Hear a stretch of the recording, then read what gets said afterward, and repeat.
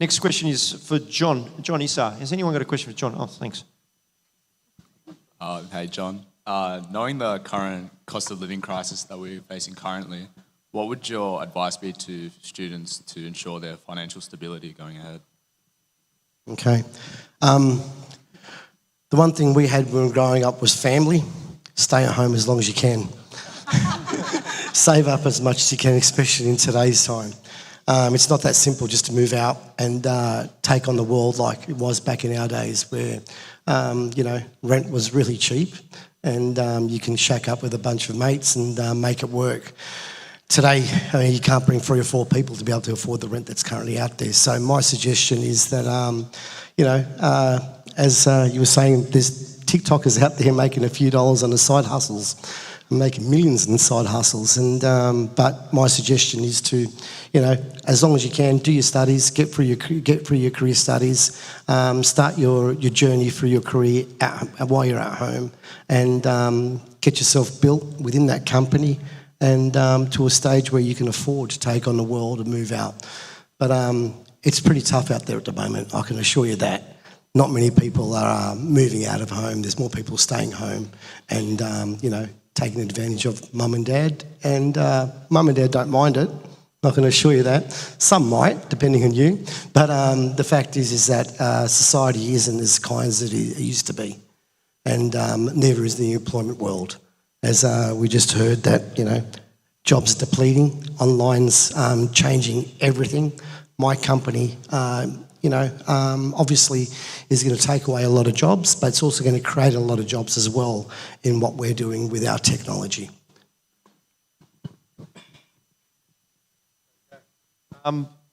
Anthony Minicello. Anyone got a question for Anthony? Obviously being like a sports person and in that professional career, was it hard, or how hard was it to change from a professional sports person to a businessman yourself now? Yeah, it's always hard playing professional sport and then transitioning to life after footy. So as I mentioned before, I signed in year 10 with the Roosters, and my dad made me get a back up in a trade, but obviously I went on with playing first grade for 15 years, and I was at the Roosters for 19 years. So after that, you don't want to go back to playing or doing get on the tools. So working out what's next is pretty tough. But I was lucky that the injuries that I sustained actually made me do some further study on health and nutrition and well-being, and I registered my own business name, MiniFit, in 2010 while I was still playing. And I'd retired in 2014, but I sort of went full-time at the Roosters while still transitioning to my own business. I always felt like I wanted to build something of my own. People say, why don't you go into commentary? And I did that for a bit, but it wasn't my love. I didn't want to. I played weekends for most of my career. I didn't want to work weekends again after I retired. So I always felt that I wanted to build something of my own and try and have a crack on my own. But I would say the transition was still like a 4-year period, I would say. Even though that I stayed at the club and I felt that I belonged to the Roosters and they gave me a great transition path, most athletes don't get that, so they really struggle. And that's when they can have some mental health issues. But I was one of the lucky ones, but my transition was still a 4-year period to working at my own business by myself on my own kids' fitness business. But I would say when you finish, don't be scared to fail. That's where we get most of our learnings. When I was injured, that's when I learnt the most out of myself. That's when true character comes out. So give whatever you're thinking a go, and if you fail, then you evolve, get better, you learn great lessons from that, and do something that you actually enjoy and love. Because if you do something that you love or find a way to make an income out of something that you love, it's never a job. Thank you, Anthony. Our next question will basically be from, Liam. Liam is one of our ex-students. Has anyone got a question for Liam in the audience, parents or students? Thank you.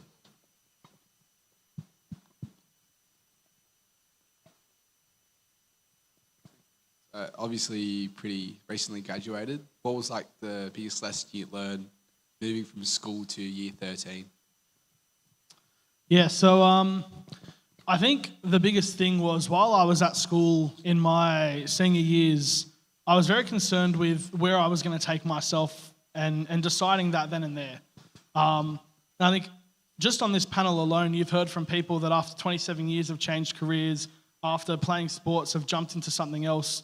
I think you need to be less concerned with choosing your job and choosing, where you want to end up in the future, and, just having a look and saying, well, when you get out there, the jobs that are out there or the jobs that you're going to be doing probably don't even exist yet. And so instead of trying to set yourself up for a job or trying to choose a job or a position to put yourself in, look at what you enjoy and look at what you're good at and choose a direction. And so, personally, I had honestly no idea what I was doing when I left school. But, the subjects that I was good at and the subjects that I enjoyed were maths and physics. And so I went into uni and I said, rightio, I'll study maths and physics, that's easy. Not even a week ago, 6 days ago, going on that path and heading in that direction led me to something that I'm actually pursuing now. So not even 6 days ago, I changed my degree and I'm now pursuing mechanical engineering. And that's something that I honestly had no idea about when I was at school, but I headed in the right direction of that physics and that maths, and that led me to engineering. And so, you're going to choose a path and that path is going to be yours. But, don't be worried about where you're going to end up, because so long as you follow that path that is there for you and you choose the right direction, you're always going to end up where you're supposed to be. You're always going to find that job that, doesn't exist yet, or, you follow something that you're passionate about, you're going to find something that works in that area. And I think that's probably the biggest thing, not worrying so much about choosing right now, but setting yourself up and choosing a direction for the future, because things can change so incredibly fast. Thank you, Liam. We might jump to Mark Perich. Has anyone got a question for Mark? Thank you at the back.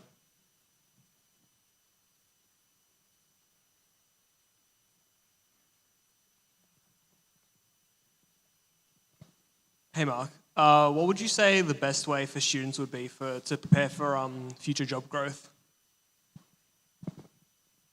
To prepare for future job growth, or what is future job growth? Prepare for.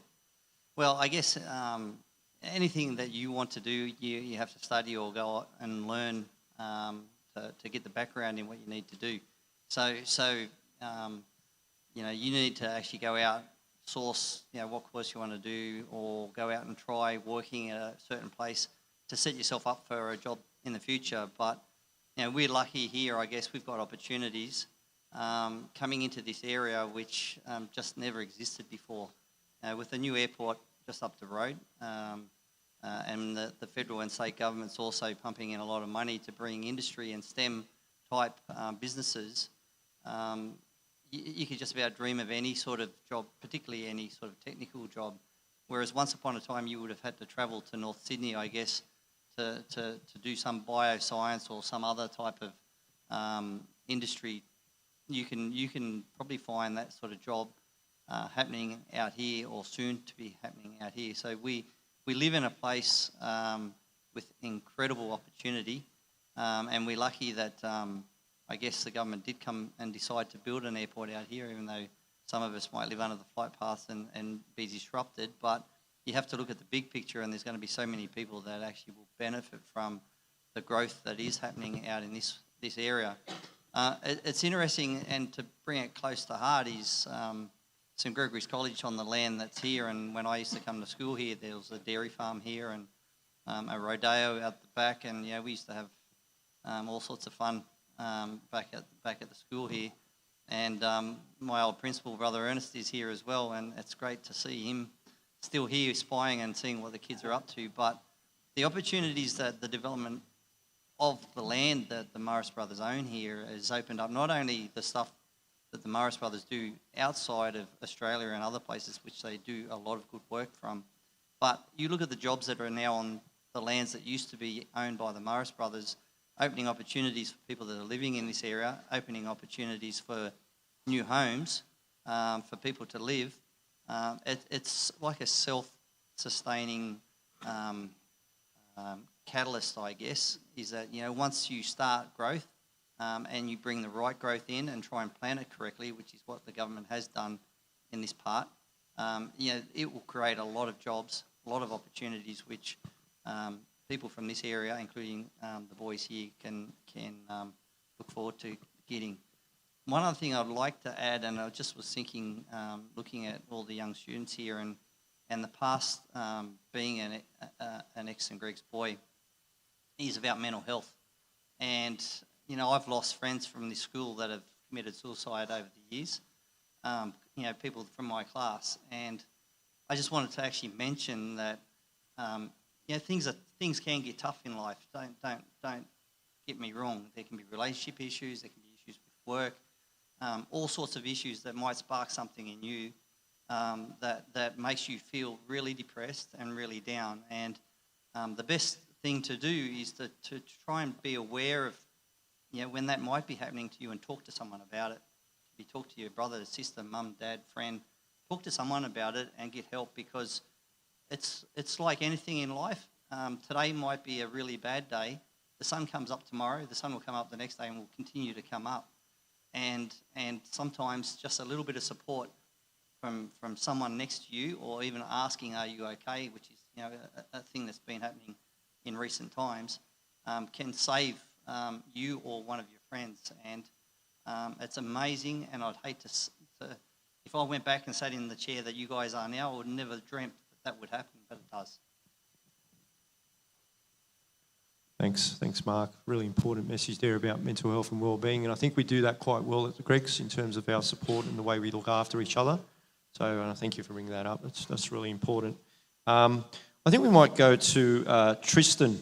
Does anyone have a question for Tristan? Oh, thank you. What advice would you give to someone looking to get into the health industry? Yeah, that's a great question as well. I suppose the thing about, first of all, is the health industry is huge. There's a huge amount of different jobs you can do as well. So you can do everything from there's allied health, there's nursing, there's medicine, there's support. There's a lot of, and there's even in regards to research. So it's actually a really broad field to be involved in. I suppose one of the things to think about, and it's sort of like a bit of a theme as well, is first of all, the health industry is changing as technology is growing. And jobs are diversifying.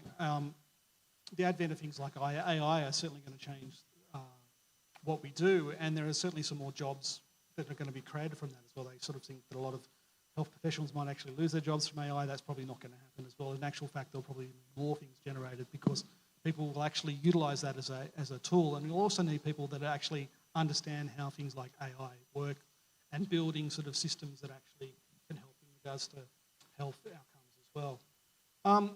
In regards to just advice, as having someone that started off as a pharmacist because I wasn't sure what I really wanted to do, and then went off and decided I actually wanted to do medicine, is I think that being in the health industry is you see people at their best and they're at their worst, and it can be one of the most rewarding, it can be one of the most upsetting sort of jobs you can do. So I think my bit of advice is make sure it's something you do want to do. Don't jump into it because you think it's a good job or anything. Make sure it is something that you are passionate about, because like anything, you can have good and bad days, and sometimes those days can be, not because it's happened to you, but happened to somebody else as well.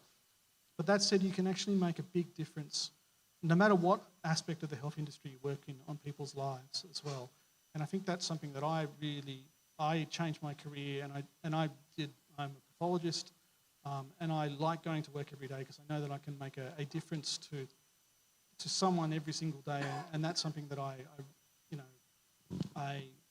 really find, that motivates me to do what I do.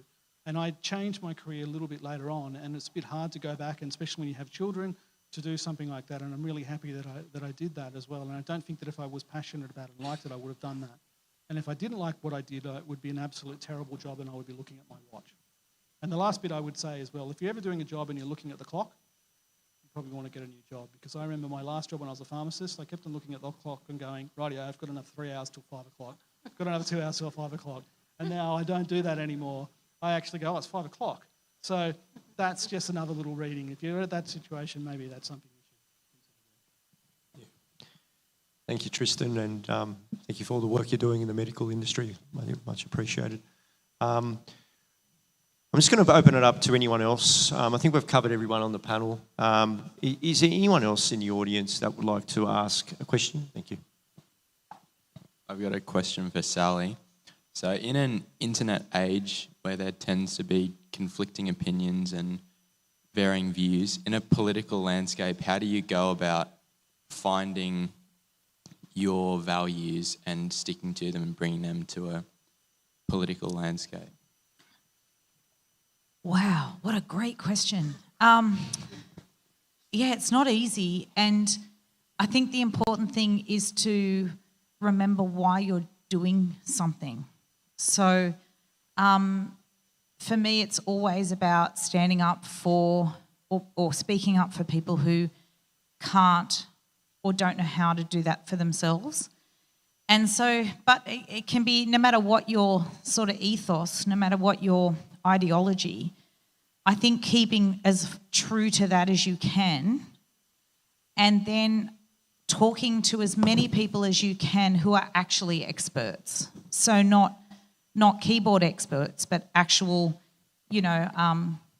people who work in the industry or people who are directly affected by a decision or a thought process. That can give you really, really conflicting points of view, and that can be really, really difficult to navigate. But that's part of the job, and at the end of the day, it's about thinking what you believe is best given the information that you've been provided and what you think will benefit the people that you represent. So one of the hardest things about politics that I think some people forget is it's about representation. So it's not me and my beliefs and my opinions. It's about what the people I represent believe. And so most of the time it's about asking them and then presenting that the best I can. Thank you. Any other questions? Chuck?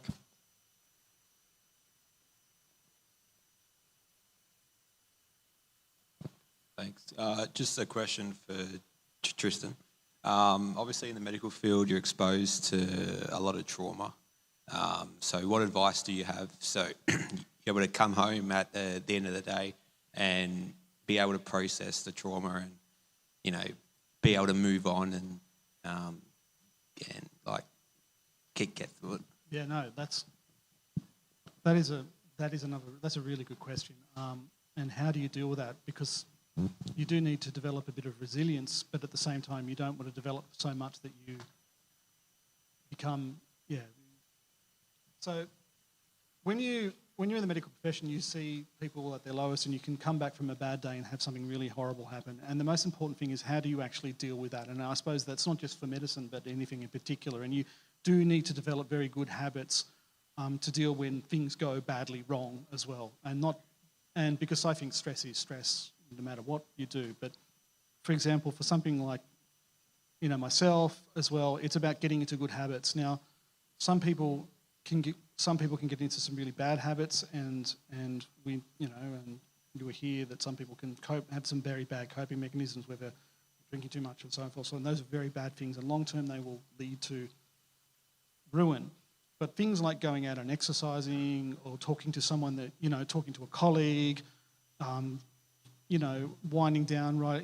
Those are things that are really, really useful. For example, if I've had a bad day at work where something as bad has happened to a patient or something as well that I don't like, one of the things that I will do is, for example, discuss it with someone else up here or something and telling them how I feel as well. And quite often that's having somebody that in a similar situation or has been there can be really, really quite useful as well. And also having a very supportive family. It's very hard. It's hard to be, a spouse of a doctor, but it's hard to be a spouse of a lot of other people. I'm not saying that, but having a very supportive family background is also really quite essential. Having a really good support network of people that can sit there and just listen. And sometimes all you just need to do is just unload as well. But the other thing about it is that if you do get to that point, and I think you brought up a good point as well, that, and it does happen with medical professionals, and it happens with a lot of other people in a lot of other jobs. So you get to that point, and you do think that it is really all getting upon you, and things are mounting up as well. And so, you know, there's a lot of doctors that do, unfortunately, complete suicide, is going and actually seeking help again as well, and actually seeking professional help. And they think there was about, it's a high percentage of medical professionals that have got depression, that have gone through this as well, and they don't seek help. In actual fact, up till recently, it was, if you actually went and saw help, it was actually illegal for you. You could actually lose your license. But now they've actually put that back into where if you actually have a mental health problem, that is perfectly fine to do, and they encourage you to do that. So it's all changed around as well. The only last thing I'd say is medicine was traditionally a bit of a macho specialty. I can't not say that it hasn't been but it has changed a lot for the good, and there's a lot more support services out there now, which is really, really good as well. And there is a lot of outreach programs. So I think the most important thing, long answer to your question, is speaking to people, speaking to your family, speaking to your colleagues, developing some good habits, you know, going exercising, swimming. Those are things that really, really, you know, people can do as well. But then if it really does get on top of you a lot, is actually you can go and see help, and there's nothing wrong with that. It doesn't mean you're weak, doesn't at all. It actually means you're quite strong if you can actually have that insight into yourself as well. Yeah, hope that answers. Yep. Thanks, Tristan. Is there any other questions from, yep?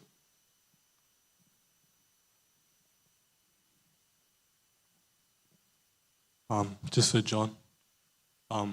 You spoke about building your franchise and how you built it around what sport lacked. What was it that you found that sport lacked, and when was the moment that it clicked and you were like, this is what I can fix? Your question was in relation to how I started my business and why I built it around sport? Okay. So probably around about 7 years ago, I was a coach, and I coached both my kids in soccer. And I had a lot of young children come in to join the team, and these kids all had different personalities. Some personalities lacked attention from the family, and but the family was still there, but I think the communication wasn't right. These kids today, you spend a day with me, mate, you'll change, I promise you. Right? These kids today, there's some of them are rugby league players, right, who never believed they can even, well, they used to trip over their own feet. Some of them are playing union, some of them are unbelievable cyclists that have become because they just didn't believe in themselves. But when I started motivating these children and started taking them out of an environment which they were stuck in a rut, I had 2 police officers who I was managing their children. The mother came on the field and gave me the biggest hug one day crying. Her son, from running off the field and hiding each game, was giving high fives to players by the time I finished with him. And she just couldn't believe where her son went. It was sad because the year after this, their eldest son, who I met a few times, committed suicide. And that was because of lack of communication, from him communicating, what was going on in his life. So when I started researching deeper into it, I realised that the root of success, the root of life, and the root of have a positive mindset is sport and activities. You need to know how to hop, skip and jump, right, before you can take on anything in the world. And that is where you turn to, for any of your problems. Go for a jog, go for a swim, go for a run. So as I started doing more research and understanding the participation in sports and activities, I ended up meeting with some amazing people in government. I met with a particular division in government that no one ever sits with. A lot of sporting organisations don't even know they exist because they're the governing body of sports, and they're a private group of government officials. And I sat with the chairwoman of the group, and she gave me 15 minutes, and she made it very clear. And Anthony was there that day. And I think another hour and a half later, it was 2.5 hours later, she was still there. And she looked at me, she says, "You've done your research." And she was a tough woman, mate. She was hard as nails. And you can tell her career was in sport. She was fit. And the research that I did and what I broke down was that for every dollar the government spends on sport, they get a 7-fold return, right? Depression suicide, obesity, hospitalisation, all reduces. And I can keep going on with the amount of things that change when people take on sports. So therefore, I took it upon myself to develop participation in sports. I'm working very closely with Little Athletics Australia.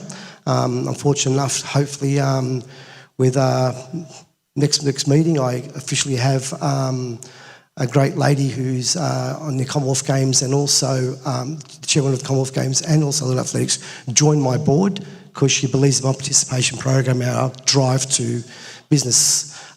Sporting schools programs also sat down with me a few weeks ago and took a look at my participation program as well. And it looks like we're about to sign off on that as well because it drives kids who haven't ever participated in sports in programs from school into pathways to the grassroots of sports. I've seen a lot of suicide, which you mentioned earlier on. Friends of mine, and I've got a friend of mine from school who we've lost some friends over the time in the last number of years. And, I believe there's a lot could have been done if conversation started. And a great conversation starts around a ball, a bat, or a tennis game or whatever it may be, and participation. It changes a lot of things. So therefore, that was my drive, to see kids change, to see kids develop. I mean, I'll make it simple. Little Athletics, 900,000 kids were participating before COVID, 50,000 participating as of now. So if you can't see the drop in that and understand why things are so bad and why I'm doing what I'm doing, you'll understand why I've spent so much money, my own personal money, and a lot of great people around us who have invested heavily in us. And a lot of my board who are, at the greatest levels of sport have joined us because they see what I see. I spoke to Craig Foster. I made a phone call to him just to understand what he does and why he's doing what he does. He said, John, make sports affordable, build participation, and stop grounds from shutting down, and life will get better for everybody. And my research has proven and shown that. So that's what I do, what I want to do. I want to see kids build themselves in sport, whether they use it as a career or not. Mental health is the biggest thing, and sports solves all of it. Thank you, John. Okay, any other questions? Anyone else? Okay, I guess with nothing further ado, I'll invite Mr. Brennan, College Principal, for the final address. Thanks, Mr. Petrano. Look, just a couple of quick things before we finish. I want to publicly recognise and thank Mr. Ivanchik. Michael Ivanchik spoke to me about this idea, I think probably in about October last year, when we were looking at about what 2023 might look like. And the idea of a mentors night was something that I was a little bit apprehensive, but again, listening to the panellists and the other speakers tonight, sometimes you've just got to take a risk and back yourself, something Mr. Ivanchik does and does very, very well. To have 130 plus mentors here tonight, to have the calibre of people we've got up on stage, to have so many parents come and listen to what your journey may look like, has all stemmed from just an idea that Mr. Ivanchik came up with in October last year. So on behalf of everybody here, I'd like to thank Mr. Ivanchik, and we might give him a round of applause.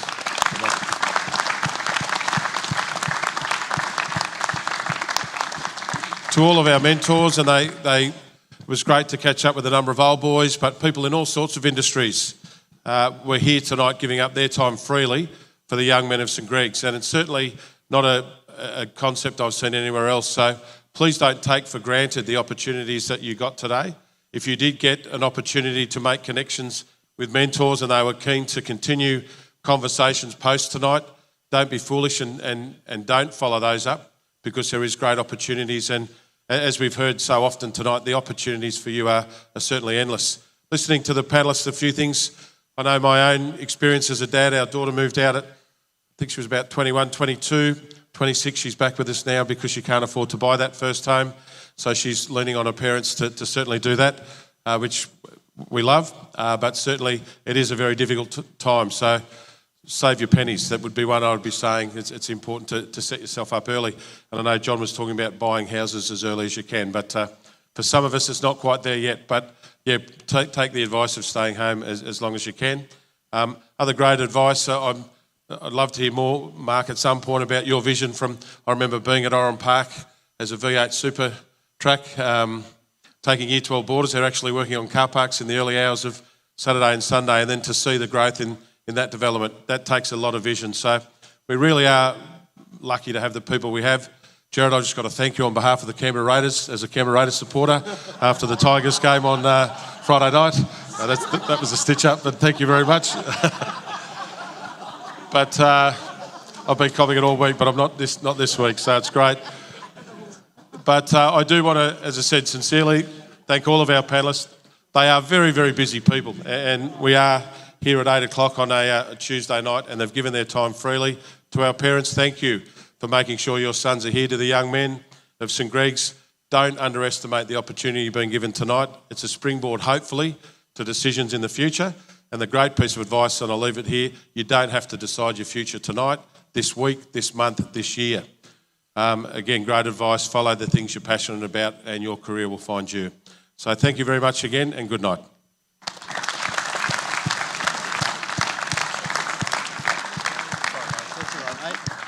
It was fantastic.